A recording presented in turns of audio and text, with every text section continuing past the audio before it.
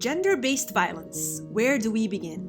GBV is one of the most common and widespread human rights violations.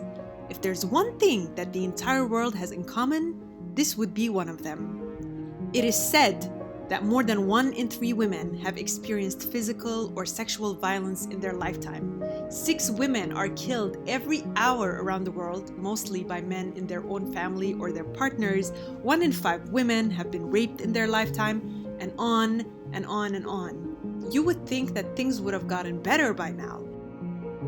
In 2020, cases of gender-based violence were exceptionally high.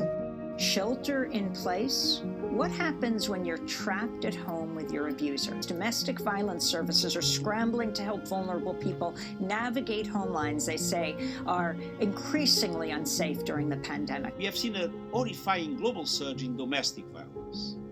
In some countries, the number of women calling support services has doubled. Each of us knows someone who's been affected by violence, whether it's domestic violence, whether it's physical, it's verbal, it's financial, it's sexual.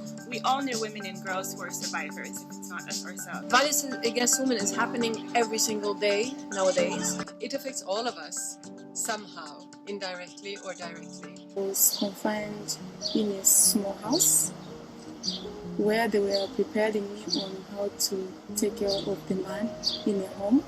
And each time I would ask about going to school, I used to receive beatings and could tell me that you're rude, you're not following what your parents are telling you, so you just have to accept. We know that each woman is carrying some story with her, even if she's silent, perhaps especially if she's silent. But what is that silence doing to us? What did they do to me? They did make me lose a little faith in men, in society. But here I am, healing myself, sharing. Clouds above my head or shadows from the past. These are all memories, all so vast. I sit here, so choked. And you say I get emotional about patriarchy. I look at myself in the mirror. A piece of art am I to all, or a human who lives emotions, waiting for the invisible veil to fall. And you say I'm breaking the foundations. Hollow, aren't they? They look around with dirty eyes, waiting for them to catch her. Faith seems to diminish as I see another woman getting tortured by a man.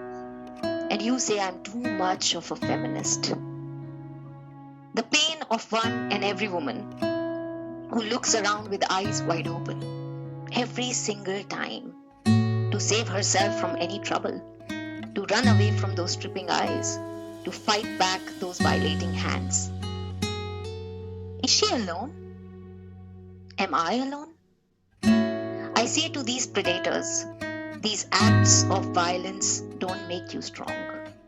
You are so weak, so weak, because you're scared of a woman's sexuality. This is my body, my mind.